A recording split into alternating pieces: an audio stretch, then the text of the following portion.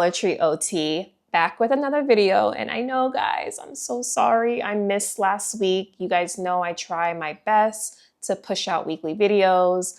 Last week was a little hectic for me, but we are back on track. So we know that it is still the month of Easter, and I want to just keep a roll going on these Easter activities. So today we're going to do an Easter painting activity. So the materials that you're going to use, of course, from Dollar Tree. I got these 4 acrylic paints from Dollar Tree. They also had some other colors. That's what I really liked. You're going to need, what are these called? Wooden clothespins, pom-poms. This is from my last activity with the eggs. 10 paper plates, or actually you don't even need 10, but it comes with a pack of 10. So just 1 paper plate. And then a permanent marker, a pencil, and a piece of computer paper. Okay, so what I did was I went ahead and I took out 4 of those wooden clothespins and 4 pom-poms out of the package, because what we're going to do is, instead of using a paintbrush to paint, we are going to create our own painting instrument by attaching a wooden clothespin to the pom-pom like so. Just like that. So I'm going to go ahead and do those to the other 3.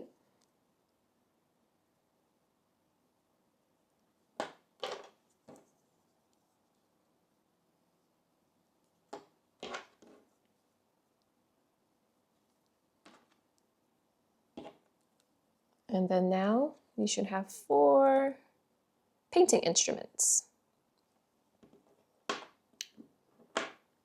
Before I put my paint on my plate, I'm going to go ahead and we are going to draw a template of an egg. So what you can do is you can have your phone out and you can look up a template of the egg and then draw it on the paper here. So I'm going to try my best to draw an egg shape from memory, and that's why I'm going to use a pencil. And it looks like I hear red.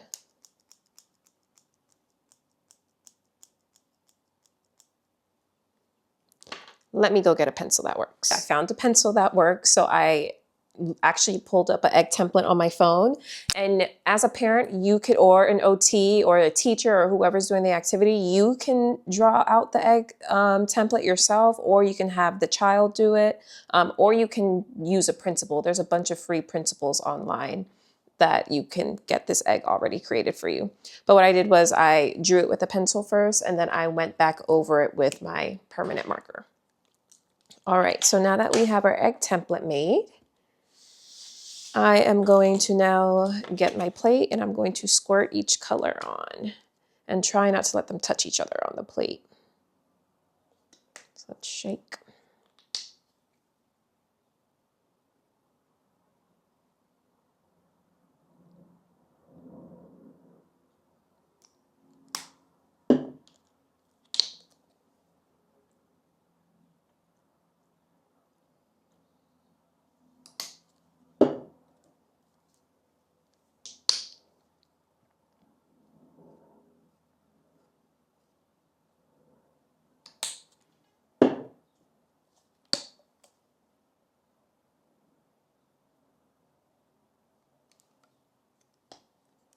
Ooh, got some paint on my hand already.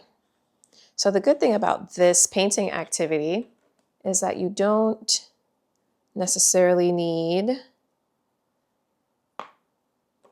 to have water, because each color is getting their own painting instrument.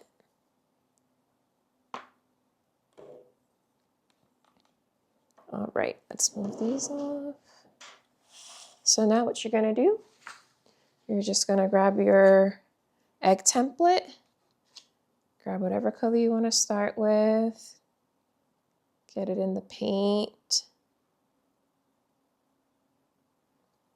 and then you are going to create whatever pattern you want.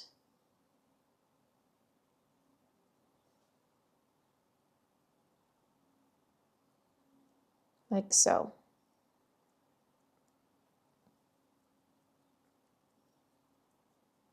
And it's really fun. You're getting your fine motor using your pincer grasp.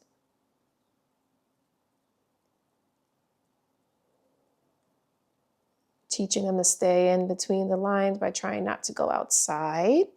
You could also upgrade this activity by saying like, sticker pencil again, like this one needs to be yellow.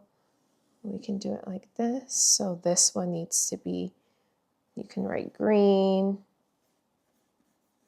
And you could say this one needs to be blue and then purple.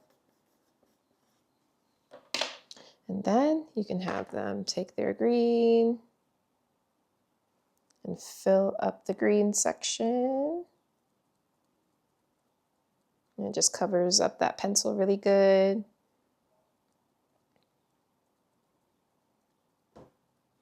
And then blue.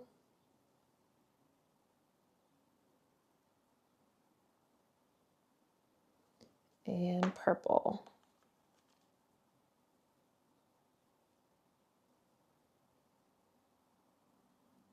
So I'm going to go off camera and finish doing each section to show you what the finished result looks like. All right, you guys, let me show you the finished product.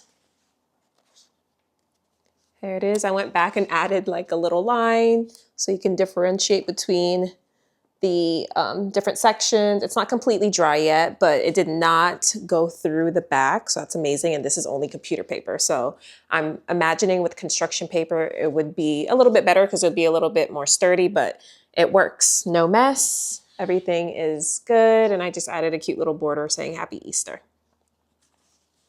So you guys, I really hope that you enjoyed this inexpensive, different way of painting activity. Like I said, you know, we're getting our fine motor in, and depending on how you present the activity, you could do different things. You can create a pattern and make sure that the child follows that pattern to get some sequencing in, color recognition. It is endless with our activities, what we can achieve. I want you to remember to always like, comment, and subscribe to my channel. Subscribe. It means a lot to me. Just to hear back from you guys, see if these activities are fun, if they're working, if you're achieving, you know, some skills in child development. And I will see you next time.